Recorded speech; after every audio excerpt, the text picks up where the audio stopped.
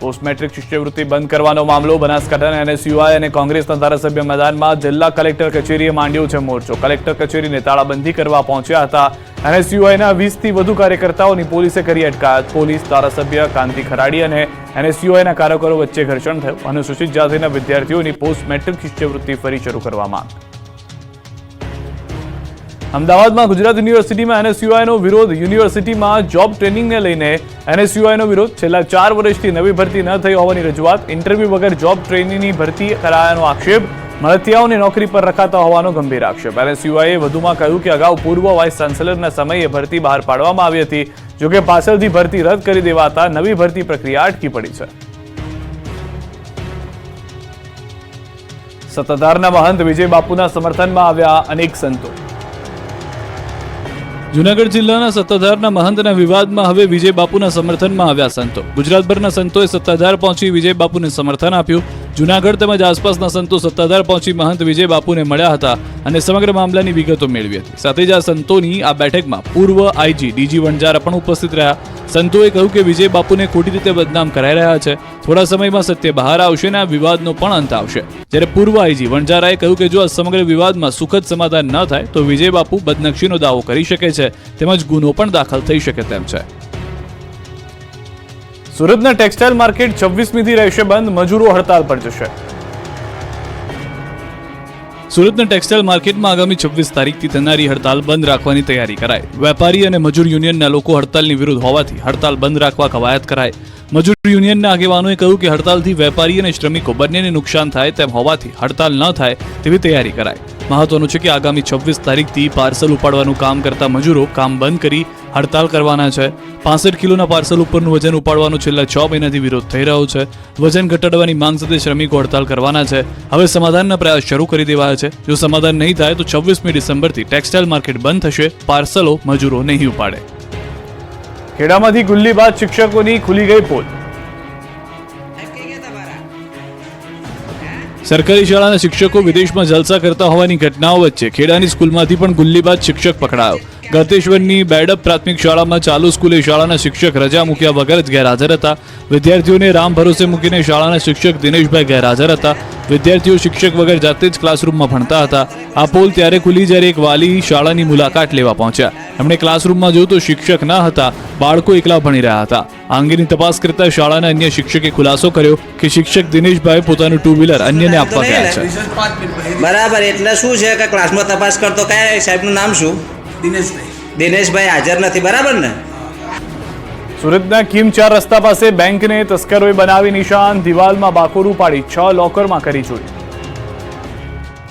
સુરતના કિમ વિસ્તારમાં યુનિયન બેંકની દિવાલમાં બાકોરું પાડી તસ્કરો ત્રાટક્યા. સુરત જિલ્લાના કિમ 4 રસ્તા પાસે આવેલી યુનિયન બેંક ઓફ ઇન્ડિયામાં સેફ ડિપોઝિટ લોકરની પાછળની બાજુમાં એક રૂમમાં બાકેરું પાડીને ચોર આવ્યા હતા. લોકરના અંદાજિત 6 જેટલા ખાનાઓ તોડ્યા હતા. વહેલી સવારે ઘટનાની જાણ બેંકના અધિકારીઓને થતા તેઓએ તુરંત પોલીસનો સંપર્ક કર્યો અને પોલીસની અલગ અલગ ટીમો સહિત ઉચ્ચ અધિકારીઓ ઘટના સ્થળે પહોંચ્યા હતા અને આ મામલે તપાસ શરૂ કરી હતી. પોલીસ દ્વારા ડોગ સ્ક્વોડ અને એફએસએલની પણ મદદ લેવામાં આવી હતી. તેમજ પોલીસ દ્વારા અલગ અલગ ટીમો બનાવીને તપાસનો ધમધમાટ શરૂ કર્યો. પ્રાથમિક તપાસમાં બેંકમાં કોઈ સિક્યુરિટી ગાર્ડ પણ ન હોવાનું બહાર આવ્યું. લોકરમાં શું હતું અને કોનું છે તે અંગે માહિતી મેળવવામાં આવી રહી છે. કામરેજ, કોસંબા, કિમની અલગ અલગ 7 જેટલી ટીમો તપાસમાં જોડાઈ છે. કટર મશીનથી દિવાલના સળિયા તોડી અંદર ઘૂસ્યા હતા. આટલી મોટી બેંક છતાં બેંક દ્વારા સિક્યુરિટી ગાર્ડ મૂકવામાં આવ્યો ન હતો. બેંકના પાછળના ભાગે ફક્ત પ્લાસ્ટિકનો તકલાદી દરવાજો હતો. સ્થળ પરથી શંકાસ્પદ પ્રવાહીની પોટલીઓ અને કાકડીઓ મળી આવી છે.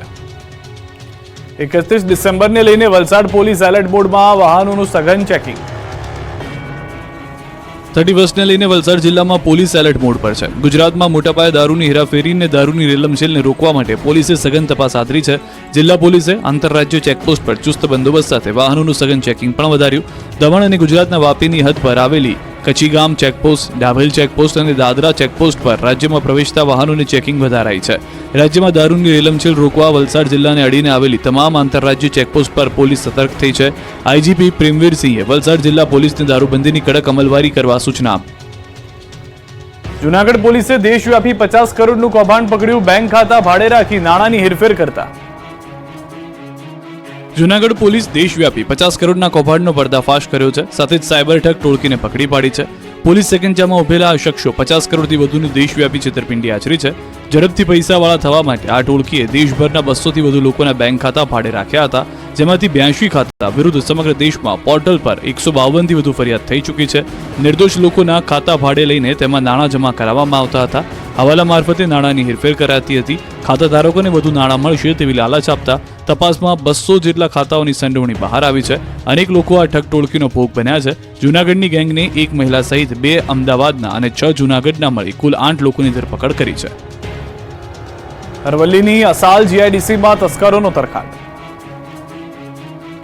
અરવલ્લીના અસાલ જીઆઈડીસીમાં તસ્કરોએ તરખાટ મચાવ્યો. દરરોજ ચોરીની ઘટનાઓ બનતા વેપારીઓમાં ડરનો માહોલ છે. ત્યારે અસાલ જીઆઈડીસીમાં આવેલી એક કંપનીની ઓફિસમાં તસ્કરો ત્રાટક્યા હતા. કંપનીની ઓફિસના તાળા તોડીને 1.70 લાખની ચોરી કરી ફરાર થઈ ગયા હતા. ભિલોડાની અસાલ જીઆઈડીસીમાં રાત્રિ દરમિયાન થયેલી ચોરીની ઘટના સીસીટીવીમાં કેદ થઈ ગઈ. સરાફ એગ્રો નામની કંપનીમાં ઘૂસી ચોરોએ ટેબલ કબાટમાંથી સામાન વેરવિખેર કરી નાખ્યો હતો. ચોરી કરી ફરાર થઈ ગયા હતા. ત્યારે પોલીસ પેટ્રોલિંગ પર સવાલ ઉઠ્યા છે. પોલીસ પેટ્રોલિંગ વધારવામાં આવે તેવી લોક માંગ ઉઠી છે. વડોદરામાં ચંદનચોર પુષ્પાઓ બેફામ, અઠવાડિયામાં બીજી વાર ચંદનની ચોરી. વડોદરામાં પણ ચંદનચોર પુષ્પાઓ બેફામ બની ગયા છે. એક જ અઠવાડિયામાં બીજી વાર ચંદનની ચોરી થતા ખળભળાટ મચી ગયો છે. MS યુનિવર્સિટીની હેડ ઓફિસના કમ્પાઉન્ડમાંથી 2 દિવસ પહેલા ચંદનના 2 વૃક્ષની ચોરી થયા બાદ હવે આ ટોળકીએ સરદાર બાગમાંથી ચંદનના 1 વૃક્ષની ચોરી અને બીજા 1 વૃક્ષની ચોરીનો પ્રયાસ કર્યો.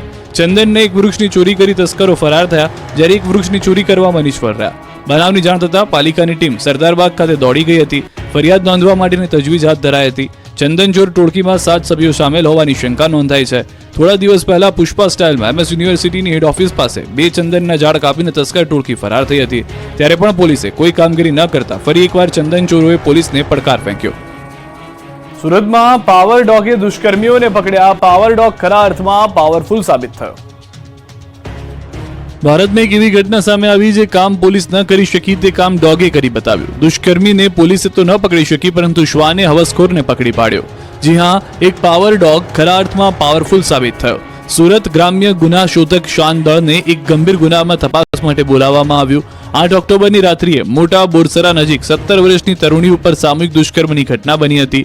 દુષ્કર્મની ઘટનાને અંજામ આપી નરાધમો ફરાર થઈ ગયા અને પોલીસ પાસે આરોપીઓને પકડાવવા માટે કોઈ કડી ન હતી. ત્યારે આરોપીઓને પકડવા માટે પોલીસે ડોગ સ્ક્વોડની મદદ લીધી. ડોગ સ્ક્વોડની ટીમ પાવર નામના ડોબરમેન ડોગને લઈને ઘટના સ્થળે આવી. તે દરમિયાન પાવર ડોગ ગુનાના સ્થળેથી 800 ફૂટ દૂર એક મોટરસાયકલ પાસે અટકી ગયો. ત્યારે પોલીસ મોટરસાયકલ કોની છે તે દિશામાં તપાસ શરૂ કરી, જેમાં પોલીસ મોટરસાયકલના મૂળ માલિક સુધી પહોંચી અને પર્દાફાશ થયો કે આરોપી રામ સંજીવન ઉર્ફે રાજુ વિશ્વકર્મા તનવીર પાસે મોટરસાયકલ ફેરવવા માટે લઈ ગયો હતો. પોલીસને આરોપીના નામ અને મોબાઈલ નંબર મળી આવતા પોલીસે ગણતરીની કલાકોમાં જ તમામ 3 આરોપીઓને પકડી લીધા છે. પાવર ડોગની કામગીરીને લઈ સુરત જ નહીં પરંતુ સમગ્ર ગુજરાત પોલીસ વિભાગમાં હીરો સાબિત થયા છે. પાવર ડોગને કારણે જ પીડિત તરુણી અને તેના પરિવારને ન્યાય મળ્યો છે. ત્યારે રેન્જ આઈજી તેમજ સુરત ગ્રામ્ય પોલીસ વડા હિતેશ જોયસરે પણ પાવર ડોગને રોકડ રકમ તેમજ પ્રમાણપત્ર આપીને સન્માનિત કર્યો છે.